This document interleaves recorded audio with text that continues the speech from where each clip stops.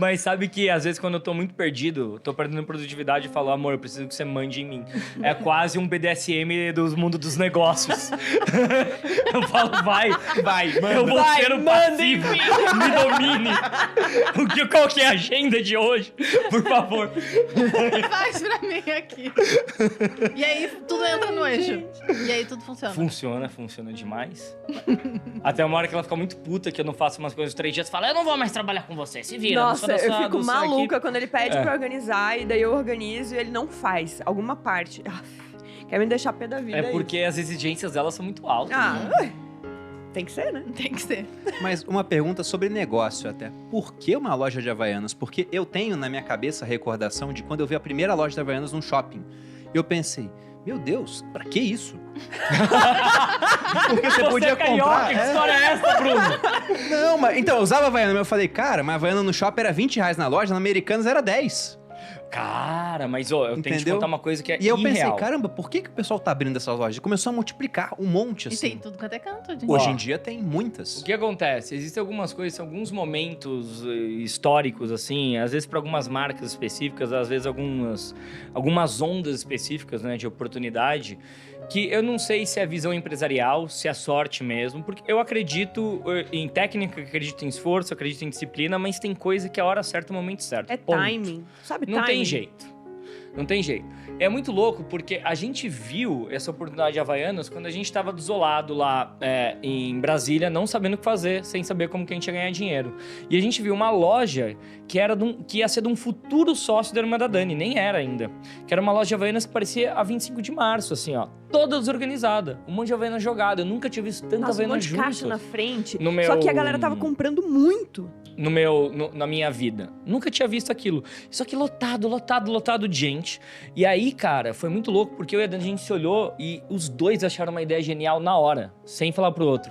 Um olhou pro outro e falou assim, você tá pensando mesmo que eu? Aí os dois olharam pra loja e falou, é isso que a gente tem que fazer, né? Daí a Dani falou, imagina organizar isso como se fosse uma loja de Nespresso. A virginiana. Eu falei, tipo umas jujubas, assim, aquelas não lojas... loja de Nespresso. Isso que eu ia falar. Não era de balinha de loja holandesa.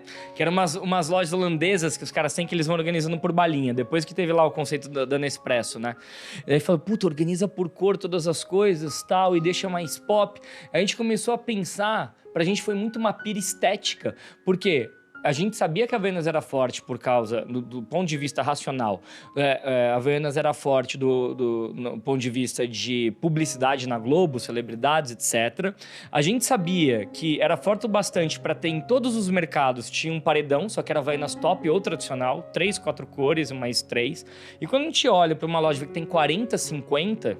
daquelas paradas lá, e a gente entende que é um dos produtos que estava começando a ser mais falados internacionalmente do Brasil, a gente falou, opa, isso aqui não dá ré. E daí entra o nosso parte emocional, o prazer. Velho, olha esse caos, imagina organizar esse caos. Se nesse caos tá gerando desejo, em uma lojinha em Brasília, numa quadra X... como que isso aí não vai vender em São Paulo? Então foi muito uma visão que a gente bateu ali e falou, não tem como dar errado isso. A gente não teve nunca dúvida nenhuma. Tanto é que a gente ficou tentando abrir em São Paulo, os empresários olhavam pra gente e falavam assim, como que vocês vão pagar o aluguel nos Jardins, vendendo chinelo? Eu falava, cara, vocês não estão entendendo, isso aí vai vender que nem água. Vai vender muito. Tanto é quando a gente abre a nossa loja em Santos, a gente abriu a loja, tinha fila de gente pra comprar. E aí aconteceu o negócio mais maluco do mundo. A Renner era em frente à nossa loja. A nossa Havaianas Slim custava R$30. E como que a gente foi aumentando o preço? Saiu na cara a Suzana Vieira usando a artista Havaiana X.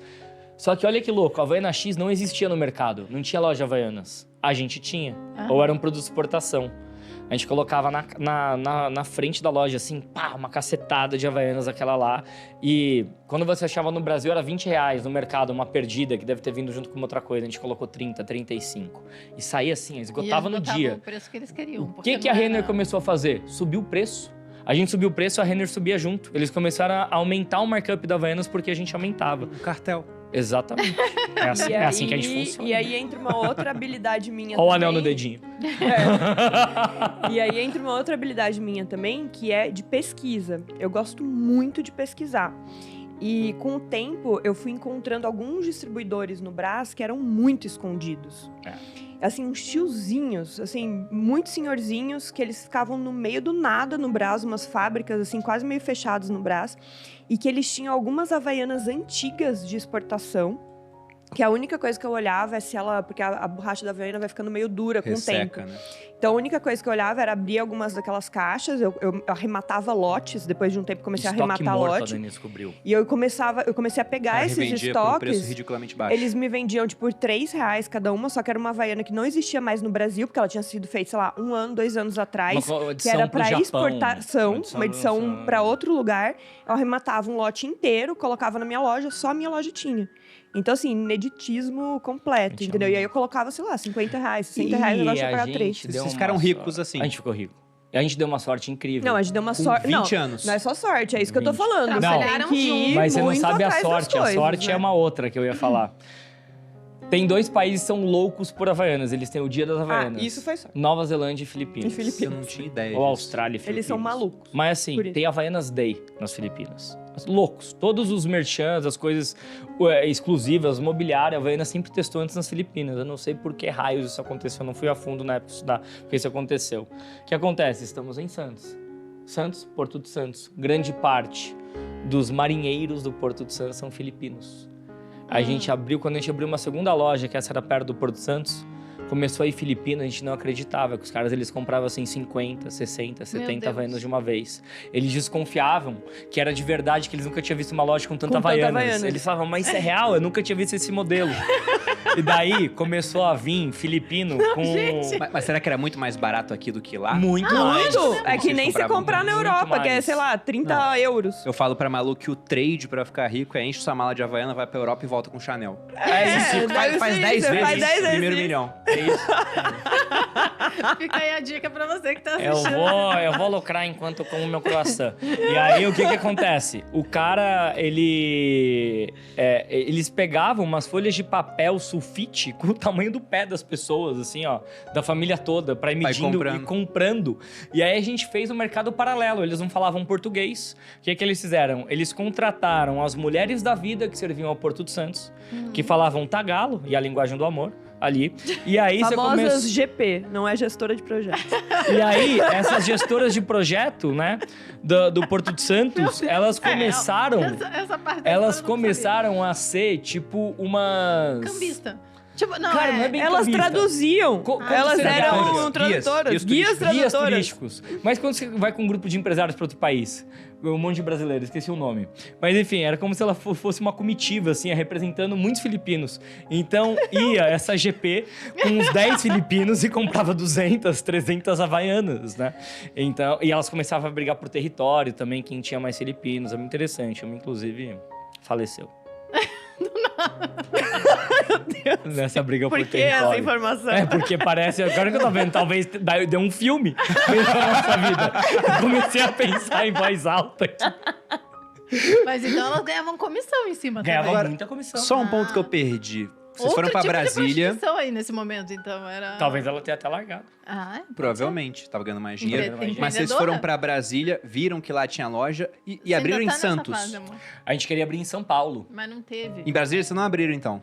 Não, em Brasília... A Dani não gostava, odiava Brasília. Não, Brasília, do ponto de vista do comércio, como lá tudo é separado em quadra, é difícil você ter um negócio que fique cheio. Porque não tem muito adensamento, não tem uma 25 de março Então, por lá. isso que a gente achava muito esquisito, porque eu sou de Brasília. Como aquilo ficava muito cheio, a gente falou, cara, não é possível, imagina isso numa praia. Numa praia gente, vai era lotar. muito cheio mesmo. Vocês não Era têm noção, muito era cheio. Foram pra Santos, mas ninguém era de Santos. Você Não, conhecia porque Santos, eles que era de São Paulo? Não conhecia Santos. Nem A gente o Paulo não conhecia conseguia Santos. abrir em São Paulo de jeito nenhum. Não tinha como abrir em São Paulo. A gente chegou a assinar, tentaram assinar 4 vezes contrato. Os caras olhavam a gente, porque além de quando eu assinar o contrato, a gente falar que era chinelo, a Dani tinha o moicano. Imagina o cara querer uma blusinha fechar um contrato canelada, comigo. sem bustier, né? Sem o sutiã. Sem sutiã. Com as peitolas com piercing aparecendo assim. Você viu uns ferros na parada. Tinha.